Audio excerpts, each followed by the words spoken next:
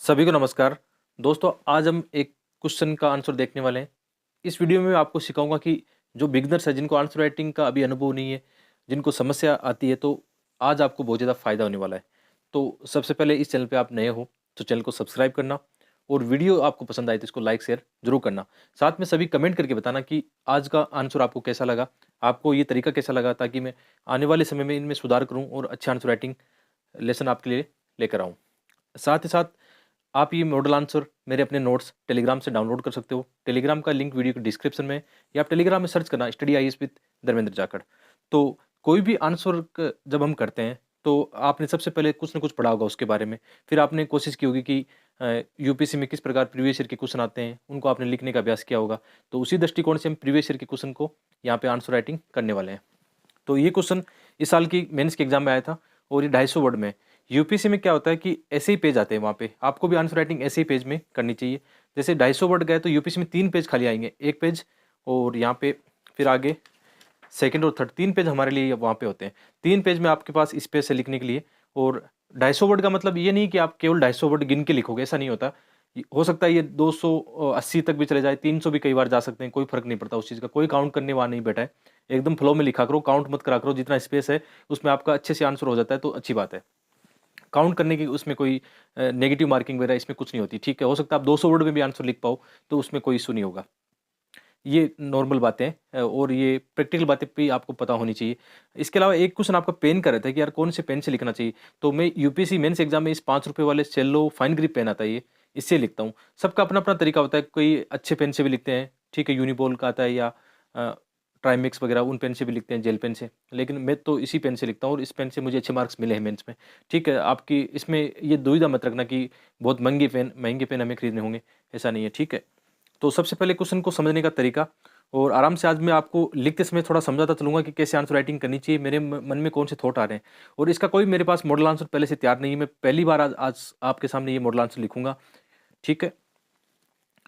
तो क्वेश्चन को पहले समझते हैं। यही तरीका रखना कि मैं जो कर रहा हूँ अभी आप ये करना कि क्वेश्चन क्या है कि विश्व की प्रमुख पर्वत श्रृंखलाओं, ठीक है, के संरेखण का संक्षिप्त उल्लेख कीजिए, ठीक है। यहाँ पे हिंदी वर्ड थोड़ा आपको समझ में नहीं आया, संरेखण क्या होता है। तो ये होता है अलाइनमेंट, ठीक है। अलाइनमेंट आपने देखा होगा ना, किसी भी चीज़ का अलाइनमेंट होता है कि एक सीधी रेखा में या पैरेलल, ऐसा कुछ इसका अनुवाद होता है, ठीक है। तो ये आपको थोड़ा सा समझना है, ठीक है। तो क्वेश्चन की डिमांड क्या है कि हमें विश्व की प्रमुख पर्वत श्रृंखलाओं के बारे में थोड़ा सा लिखना है, और संक्षेप में उल्लेख करना है, ज़्यादा बड़ा नहीं लिखना है इसमें, ठीक है। क्योंकि इसमें ज्ञान सबको होता है, बहुत ज़्यादा नॉलेज है, लेकिन अब यहाँ पे कम शब्दों में लिखना है इसको। तो बाद में अगली जो डिमांड है, इसकी मेन डिमांड हम कह सकते हैं कि स्थानीय मौसम पर इसका क्या प्रभाव है। हमें बहुत सारे उदाहरण देने हैं, केस स्टडीज में डालनी है। तो ये आप समझ गए होंगे। सबसे पहले क्वेश्चन को क्या होता है, यूपीएससी के एग्जाम में आपको जैसे ये 250 वर्ड वाला क्वेश्चन है, तो आप ये मानो 30-40 सेकंड आपके पास होंगे क्वेश्चन को समझने का, और माइंड मैप करने का कि यार इस क्वेश्चन को मुझे कैसे हैंडल करना है, कौन से एग्जाम्पल आने चाहिए, कौन से मैप आने चाहिए, ठीक है। तो ये आपको थोड़ा सा एक फॉर्मेट बताता हूँ, जो बिगिनर्स है उनको पता नहीं होता। तो जैसे ये क्वेश्चन है, तो इस क्वेश्चन हमेशा आप रफ में ऐसे प्रैक्टिस घर पे कर लेना कि जैसे कोई भी क्वेश्चन होता है, उसके 3 चीज़ हमें रखनी है। एक तो इंट्रो, यानी उसकी भूमिका में हमें क्या लिखना है। याद रखना, भूमिका छोटी लिखनी है, 2-4 लाइन की लिखनी है, ज़्यादा बड़ी नहीं करनी है, ठीक है। और भूमिका ऐसा हमेशा वैसी होनी चाहिए जैसे क्वेश्चन की डिमांड है। जैसे इसमें क्वेश्चन की डिमांड क्या है, पर्वत श्रृंखला डिमांड है, तो भूमिका भी आप ऐसी होनी चाहिए कि पर्वत श्रृंखलाओं के बारे में आप बताओ, ठीक है। पर्वत श्रृंखलाएं क्या होती है, विश्व के कितने भूभाग पर पर्वत श्रृंखलाएं होती है। तो मेरे पास यहाँ पे 2-3 तरीके हैं। जैसे इसमें मैं क्या करूँगा, थोड़ा-सा ये बताऊँगा कि पर्वत श्रृंखलाएँ क्या होती है, ठीक है? और पर्वत कितने प्रकार के हो सकते हैं, या ये आपके पास डाटा हो कि 20% भूभाग पर पृथ्वी के पर्वत है, मतलब थोड़ा-सा आपके पास डाटा हो, 20% से ज़्यादा भी हो सकता है, 25 भी हो सकता है। एक एवरेज होता है कि हाँ, लगभग इतना होगा, आपने पढ़ा होगा कभी, ऐसा भी लिख सकते हो, ठीक है? बाद में आता है बॉडी पार्ट। याद रखना, आजकल एक इनोवेशन हो गया कि बॉडी पार्ट अच्छा होना चाहिए, मतलब आपका, आप उसमें डायग्राम बनाओ, ठीक है? डायग्राम खूब डालो, फ्लो चार्ट उसमें डालो, जहाँ-जहाँ डिमांड है मैप की, है ना? इंडिया और वर्ल्ड मैप की डिमांड है, मैप डालो, ठीक है? और क्वेश्चन की डिमांड के हिसाब से उसमें लिखो। कोशिश करो पैराग्राफ शैली में मत लिखो अब, ठीक है? अब लिखना है बुलेट पॉइंट में लिखो, कीवर्ड में लिखो, डायग्राम में लिखो, फ्लो चार्ट में लिखो, इस तरीके से आपको लिखना है। और यहाँ पे क्वेश्चन की डिमांड क्या है कि बॉडी पार्ट में एक तो मैप आ जाएगा, वर्ल्ड का मैप आएगा, जिसमें आप क्या करोगे, वर्ल्ड का मैप बना के पर्वत श्रृंखला को दिखाओगे। और जो मेन डिमांड है क्वेश्चन की, मेन डिमांड जो है आप ये मान सकते हो कि क्वेश्चन में 60% आपको जो भाग कवर करना है वो करना है स्थानीय मौसम पर पर्वत श्रृंखलाओं का प्रभाव, उसको करना है। बाद में अच्छी सी हेडिंग देके आप उसको चाहो तो ऐसे लिख सकते हो आराम से 2-3 लाइन में, छोटे पैराग्राफ बनाना हो तो, या आप फ्लो चार्ट और डायग्राम से लिखो, ठीक है, वो बॉडी पार्ट हो गया। और लास्ट में इसका क्या होता है, क्वेश्चन का निष्कर्ष होता है। निष्कर्ष में थोड़ा सा ये दिखाओ कि पॉजिटिव, इसको जोड़ के चीज़ों को लेके सकारात्मक एक नजरिया अपना डाल दो कि उपयुक्त जो भी आपने चर्चा की है उसका आपका एक सकारात्मक दृष्टिकोण ये है जिसको आप संक्षेप में बता रहे हो, है ना? ये आपका रखना चाहिए। ये क्वेश्चन का एक फॉर्मेट होता है जिसको अपने माइंड में लेके चलना है। और आप चाहो तो रफ में शुरुआत में से कर सकते हो। एग्जाम में ऐसा टाइम नहीं होता आपके पास कि आप रफ कार्य करोगे। एग्जाम में तो केवल इतना टाइम होता है कि 30-40 सेकंड पढ़ के तुरंत क्वेश्चन शुरू कर देना है, जैसे अभी मैं शुरू करने वाला हूँ आपके सामने, ठीक है? ये समझना बहुत जरूरी है।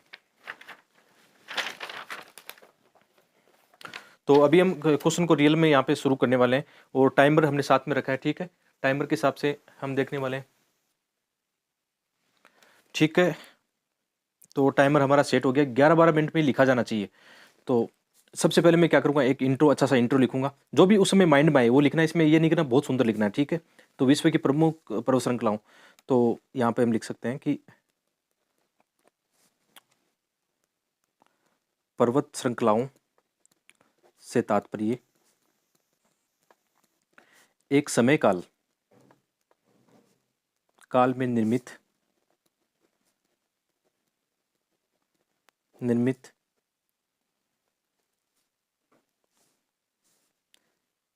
एक समान, उनमें क्या हो सकती है, भूविज्ञान से संबंधित विशेषताएं हो सकती है। मतलब अपनी मन की भाषा है वो लिखो, जरूरी नहीं हम किताबी परिभाषा लिखेंगे। एक समान भूविज्ञान विशेषताओं से संबंधित तथा श्रृंखलाबद्ध पर्वतमालाओं से है। देखो यहाँ पे अलग अलग हो सकता है कि मैंने ये दिखाया कि एक समय काल, कोशिश ये करनी कि हाँ पर्वत श्रृंखला ये होती है कि लगभग एक समय काल में बनती है। और उनमें मतलब जैसे टाइम स्केल में हम देखते हैं जियोलॉजी के हिसाब से उनमें खनिज तत्व ऐसे उनमें विशेषताएं होती है, एक समान भूवैज्ञानिक विशेषताओं से संबंधित तथा श्रृंखलाबद्ध होती है। वो मतलब एक पैरेलल या एक सीधी रेखा में ऐसे कह सकते हैं, ठीक है? पर्वतमालाओं से है, तो एक सामान्य परिभाषा है। एक और इसमें मेरे माइंड में अभी आ रहा था कि यार इसमें ये लिखूं कि जो पर्वत श्रृंखला है वो प्लेट विवर्तनी की सिद्धांत से जुड़ी हुई है और प्लेटों के आपस में गति करने रचनात्मक जो शक्तियां होती है उनके द्वारा क्या होता है, पर्वतों का निर्माण होता है। एक माइंड में ये भी चल रहा था, वो भी लिख सकते हैं। या एक ये भी हो सकता है कि डाटा लिख दें कि पृथ्वी के लगभग इतने प्रतिशत भूभाग पर क्या है, पर्वत श्रृंखलाएं। तो मेरे पास 3 माइंड में चीजें आ रही थी जो मुझे लगा कि इस क्वेश्चन के हिसाब से ये ठीक है, तो वैसा लिखा। इसमें हो सकता है थोड़ी बहुत त्रुटि हो जाए लेकिन उससे फर्क नहीं पड़ेगा, ये मेंस की एग्जाम है, यहाँ पे आपके अपने विचार पूछे जा रहे हैं, ठीक है? तो ये हमने लिख दिया। तो इसमें अगली डिमांड क्या है कि उनका क्या करना है, अपने को अलाइनमेंट दिखाना है। अलाइनमेंट का यहाँ पे एक मतलब है कि ऐसा समझ सकते हैं उत्तर दक्षिण पूर्व पश्चिम उनका जो विस्तार है उसको हम बता सकते हैं, ठीक है? तो यहाँ पे अभी हमें क्या करना है, टाइम और स्पेस आपको परमिट नहीं करेगा इसमें कि आप बहुत ज़्यादा इसको बताओ यहाँ पे, ठीक है? तो आप क्या करोगे, यहाँ पे एक तुरंत क्या करना है, वर्ल्ड का एक मैप बनाएंगे, ठीक है? वर्ल्ड का एक मैप बनाते हैं, चलो। अब जो यहाँ पे मैप बना रहा हूँ चाहे सुंदर ना बने, बस अपने क्या करना है, अपने को अच्छे से दर्शाना है चीज़ों को।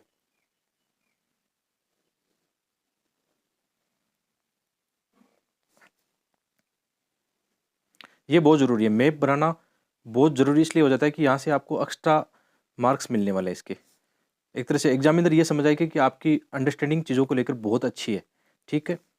और सुंदर मैप की डिमांड ही नहीं है एग्जाम में, केवल आपके विचारों को प्रेजेंट करने की एक्चुअल में डिमांड होती है, ठीक है?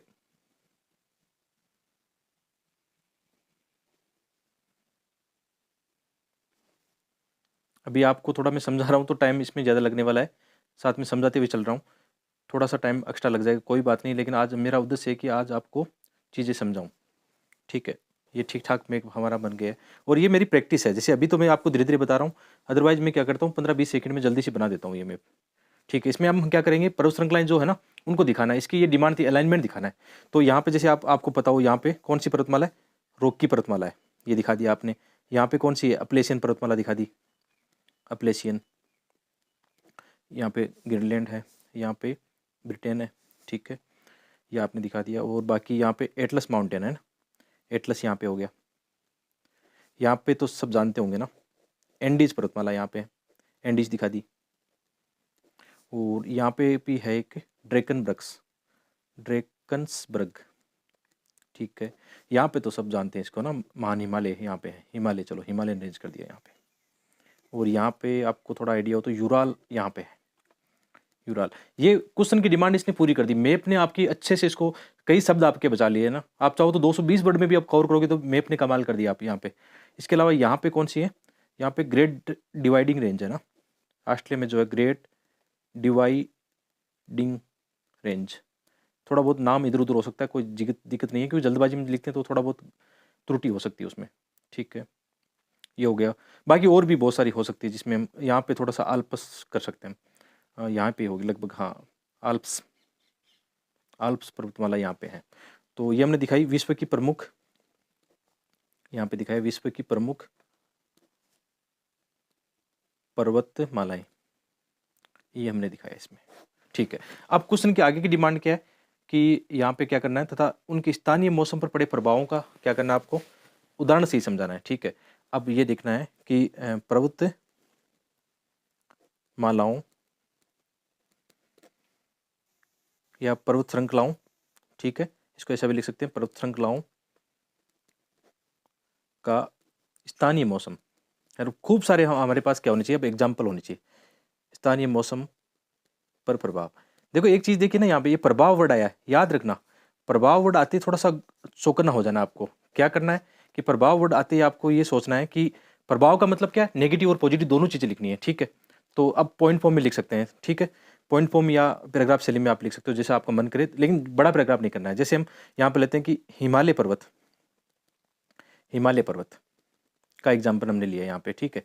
तो हिमालय पर्वत का एग्जाम्पल लिया तो आपको आइडिया है कि जैसे हिमालय पर्वत श्रृंखला ऐसे है, मतलब है ना, यहाँ पे 3 पैरेलल जो पर्वत श्रृंखलाएं हैं ऐसे इस तरह से हैं। और यहाँ पे क्या बनेगा, पॉजिटिव और नेगेटिव लिख सकते हैं। यहाँ इस क्षेत्र में वृष्टि छाया क्षेत्र बनेगा, ठीक है। और यहाँ पे ठंडा मरुस्थल इस तरफ होगा, गोबी मरुस्थल ऊपर है ना, ठंडा मरुस्थल होगा। तो इसमें आप थोड़ा सा ये दिखा रहे हो कि इधर से दक्षिण पश्चिम मानसून की जो हवा आ रही है ना, दक्षिण पश्चिम मानसून, तो यहाँ पे क्या हो रहा है, यहाँ पे अधिक वर्षा हो रही है, इस क्षेत्र में क्या हो रही है, वर्षा बहुत अच्छी है, ठीक है, यहाँ पे वर्षा अच्छी है, वर्षा अच्छी है। और यहाँ पे क्या है, वृष्टि छाया प्रदेश बन रहा है। तो इसमें आपने एक नेगेटिव दिखाया, एक पॉजिटिव दिखाया है, तो यहाँ पे लिख देंगे हिमालय पर्वत। तो इससे क्या करेंगे, इसमें उदाहरण देके समझाएंगे कि भारत में दक्षिण पश्चिम मानसून से वर्षा कराने में सहायक, एक तो ये पॉइंट लिख दिया हिमालय का। इसके अलावा हम और एग्जाम्पल देखें, इसको लिख सकते हैं, और एग्जाम्पल देके क्या लिखें, और एग्जाम्पल लिख सकते हैं कि भारत में साइबेरिया की ठंडी हवाओं से रक्षा, ये लिख दिया, हवाओं से रक्षा, ये हमने ठंडी हवाओं से रक्षा ये लिख दिया, ठीक है। एक दक्षिण पश्चिम मानसून में पॉजिटिव रोल दिखाया। और क्या हो सकता है, और हो सकता है इसमें जैसे ग्लेशियर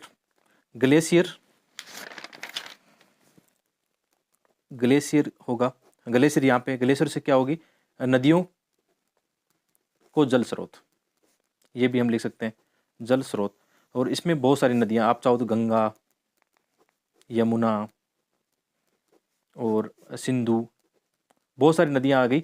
और ये कह सकते हैं कि ये स्थानीय जो है ना मौसम, स्थानीय मौसम में इनका बड़ा प्रभाव होता है, बड़ा प्रभाव, नदियों का इनका पूरे बड़ा प्रभाव है, सकारात्मक प्रभाव है इनका, ये आपने बता दिया।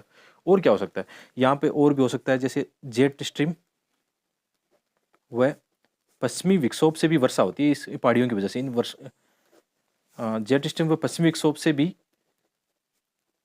पर्वत श्रृंखलाओं के कारण वर्षा, ये बता दिया भाई, ठीक है। तो बहुत सारी चीज़ें आ गई, अभी जो चीज़ें माइंड में चल रही थी आ गई, ठीक है। ये टाइम इसमें ज़्यादा लगेगा क्योंकि अभी मैं आपको समझाते हुए चल रहा हूँ कि ऐसा लिखना चाहिए, अभी मैं बिना मतलब आपको समझाए लिखता तो बहुत फास्ट लिख सकता था इसमें, ठीक है। कोई बात नहीं, टाइम लगने दो, हमारा काम है समझाना और सीखना, लर्निंग करना, ठीक है। ये हमने बता दिया। चाहो तो एक हम थोड़ा सा मैप बनाते हैं, यहाँ पे जल्दी से मैप भी बना सकते हैं शॉर्ट में, ज़्यादा बड़ा नहीं करना है इसको, थोड़ा इतना ही करना है कि हाँ आप चीज़ों को यहाँ पे क्या कर सकते हो, समझा सकते हो, ठीक है। ऐसा करके। तो यहाँ पे हमने एक तो क्या करना है, हिमालय की वजह से यहाँ पे जेट स्ट्रीम आती है। जेट स्ट्रीम से क्या होती है, माउंट की वर्षा होती है, माउंट वर्षा। तो इनका भी पर्वतों का बड़ा रोल है। यहाँ पे आप क्या कर सकते हो, यहाँ पे जैसे पर्वत श्रृंखलाएं ऐसे हैं, ठीक है। यहाँ पे दक्षिण पश्चिम मानसून को दिखा दो, और इधर वो हमने पहले बताया था कि तिब्बत वाला क्षेत्र क्या है, तिब्बत या ट्रांस हिमालयन क्या है, वृष्टि छाया है। तो ये दोनों चीज़ें इसमें आगे चाहो तो ठीक है, हो सकता है बढ़िया से हमने एग्जाम्पल देके केस स्टडी में इसमें समझाने की कोशिश की है। दूसरा हम एग्जाम्पल लेंगे यहाँ पे एक एग्जाम्पल हमने लिया था हिमालय पर्वत का एग्जाम्पल लिया था। चलो एक नंबरिंग देते हैं यहाँ पे, 1 नंबर। और दूसरा यहाँ पे लेंगे Australia, Australia great dividing range, ठीक है। ये ग्रेट डिवाइडिंग रेंज का एग्जाम्पल लिया। यहाँ पे चाहो तो ऑस्ट्रेलिया का जल्दी से एक नक्शा बना दो, जैसे आपको याद है ना कि ठीक ठाक मतलब बन जाए। और यहाँ पे पर्वत श्रृंखला है, ठीक है। तो इधर से हवाएं आती है, तो इस क्षेत्र में तो क्या होती है, वर्षा होती है। और ये क्या है, वृष्टि छाया, वृष्टि छाया मरुस्थल क्षेत्र है, पश्चिमी मरुस्थल, ऑस्ट्रेलिया का महान मरुस्थल जो है। तो इसमें हमने दिखा दिया। तो इसमें लिखेंगे कि ऑस्ट्रेलिया में इस पर्वत श्रृंखला के कारण पूर्वी भाग में वर्षा तथा पश्चिमी भाग सूखा मरुस्थल की स्थिति, ये हमने बता दिया, ठीक है। इतना काफ़ी है, आप समझ जाएगा एग्जामिनर कि जो हम चीज़ें समझाने चाह रहे हैं ना वो इस तरीके से समझाने चाह रहे हैं। अगला एग्जाम्पल लेते हैं एंडीज पर्वत का। तो अभी जैसे हमारे पास टाइम कम हो आपके पास, तो पैराग्राफ शैली में नहीं लिखना है इसको, कोशिश करना है कीवर्ड में हम लिखें अब ज़्यादा, ठीक है। तो यहाँ पे हम एग्जाम्पल लेते हैं एंडीज पर्वत का, एंडीज पर्वत श्रृंखला, ठीक है। अब शॉर्ट में इसको दिखाना कि ज़्यादा बड़ा नहीं लिखें। तो एक तरफ तो हम लिख सकते हैं कि पश्चिमी भाग वृष्टि छाया, ठीक है। और यहाँ पे एटाकामा मरुस्थल, एक तो ये हो गया। और इसके अलावा हम ले सकते हैं कि पूर्वी भाग अधिक वर्षा, और यहाँ पे क्या है, नदियाँ भी है, और यहाँ पे वन, ठीक है। वन अमेजन कर दो, ठीक है, दोनों अमेजन है, अमेजन वन भी है और नदियाँ भी है। ये एग्जाम्पल हो गया। इसके अलावा आप कर सकते हो पश्चिमी भाग में कर सकते हो ठंडी जलधारा का प्रभाव पूर्व की ओर बढ़ने से रोकना। यहाँ पे थोड़ा सा टाइम हो तो थोड़ा सा मैप बना सकते हैं, जैसे यहाँ पे दिखा सकते हो जल्दी से, ठीक है, थोड़ा सा दिखा सकते हो। तो यहाँ पे क्या है, एंडीज पर्वतमाला है, ठीक है, एंडीज पर्वत हो गया ये। और यहाँ से हवाएं आती है, इस तरफ वर्षा होती है, इधर क्या है, अमेजन लिख सकते हो, थोड़ा सा अमेजन। टाइम हो तो आराम से मैप बनाओ, कोई दिक्कत नहीं है, फ़ायदा मिलेगा इसका। यहाँ पे क्या है, इस एरिया में क्या है, अटाकामा मरुस्थल हो गया, अटाकामा मरुस्थल, ठीक है। आगे और एग्जाम्पल बिल्कुल लिखनी चाहिए, स्पेस हमारे पास बाकी है। जैसे हम लेंगे रॉकी पर्वत का एग्जाम्पल ले सकते हैं। तो रॉकी पर्वत आप शॉर्ट में लिखेंगे कि पश्चिमी भाग में क्या है, पछवा, और यहाँ क्या है, अधिक वर्षा होगी। इसके अलावा एक एग्जाम्पल स्थानीय पवन का लिख सकते हैं, चिनुक पवन, ठीक है। जैसे यहाँ पे मैप बनाएंगे हम,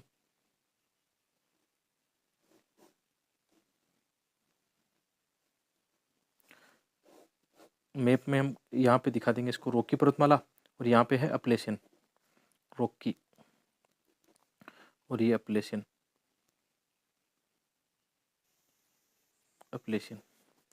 इस भाग से इधर कुछ भी नहीं लिखना, याद रखना है, ठीक है। तो यहाँ से फिर हम देख सकते हैं, यहाँ से पछुआ पवन भी आती है, और यहाँ पे चिनुक पवन का प्रभाव देखा जाता है, चिनुक पवन,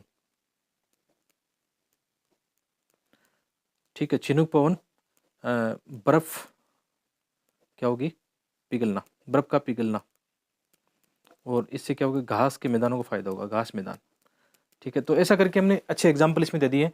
टाइम भी अब हमारे पास ज़्यादा नहीं बचा है, अभी जैसे इसमें 14 मिनट हो गए हैं, ठीक है। तो एक्चुअल में क्या मैं अभी आपको समझा रहा हूँ इसलिए ज़्यादा टाइम लग रहा है। यदि मैं इसको अपने से करता, आपको बोलते हुए नहीं बताता, अभी समझाते हुए नहीं पढ़ता, ठीक है? तो मैं इसको आराम से 11-12 मिनट में आराम से कर सकता था, ठीक है? तो ये हो गया हमारा एग्ज़ाम्पल। लास्ट में हम एक अच्छा सा क्या करेंगे, निष्कर्ष लिखेंगे क्योंकि टाइम नहीं है। तो अतः कहा जा सकता है कि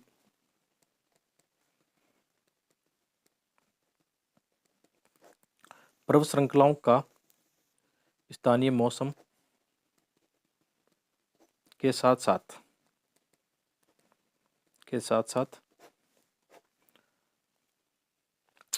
पारितंत्र, जैव विविधता व सांस्कृतिक